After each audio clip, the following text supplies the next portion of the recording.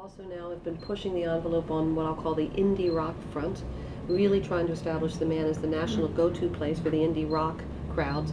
And the indie rock crowds really attract a lot of the college and young people.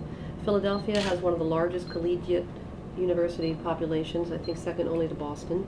And it's an audience sitting here ripe and ready to be engaged. And so we're very pleased with the direction we've taken in that. This year we started to add country to the mix. That's a big part of the marketplace. So we had Willie Nelson and a country throwdown tour, and we're working on expanding our country programming for next year. We've been much more proactive in urban programming with hip-hop and R&B. We've had an inconsistent history with that, quite frankly. And I mentioned some of the artists that we brought in this year and last year on the Hispanic front, and we are looking to push the Latino agenda as well. So with the nature of what the city's demographics are and understanding those changes, and we are studying those carefully, we're trying to be responsive again to who is in our immediate vicinity. And so far, so good. Our attendance this year is the highest it's been since 2007. We're over 160,000 attendees this year through the Mann Gates, which is significantly up from 2 years ago when I think we were at something like 73,000. So, and we just hit the $4 million benchmark on ticket sales. It's one of the highest ticket goals we've had in many, many years.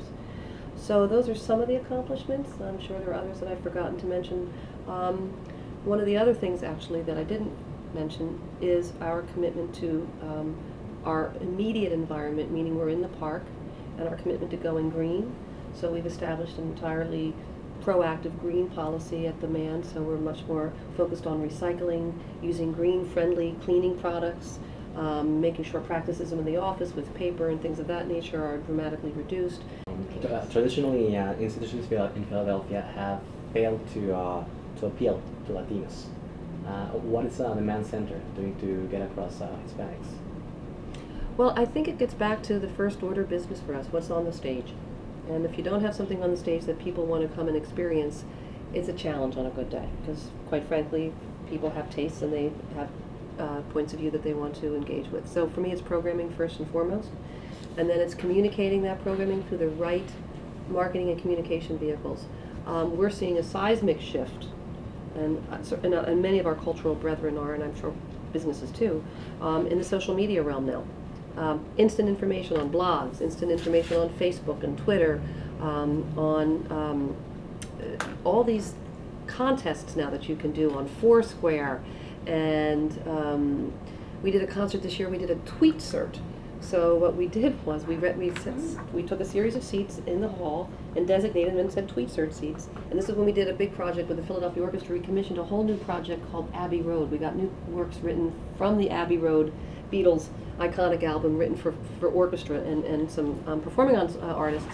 And we worked with the arranger and created a whole series of interactive communications with the folks who wanted to come into these tweet certs. And for the whole second half of the Abbey Road concert with the Philadelphia Orchestra, they were tweeting back and forth amongst themselves and with our arranger about the entire experience that we were having. So there's this whole new wave of getting people engaged into coming to the Mann and communicating the tweet cert. That's a prime example. Another thing we did this year, we did something called Text Your Encore. So after a concert with the Russian National Orchestra, one of the international orchestras we had this year, we had the audience text. We gave them two choices, choice A, choice B, and they texted their encore choice, and then we announced from the stage who was the winner, and the orchestra played the encore. So I guess I'm just sharing there's lots of ways now to engage with the audiences in a very different manner than has habitually been the way that classical ensembles and performing arts centers work.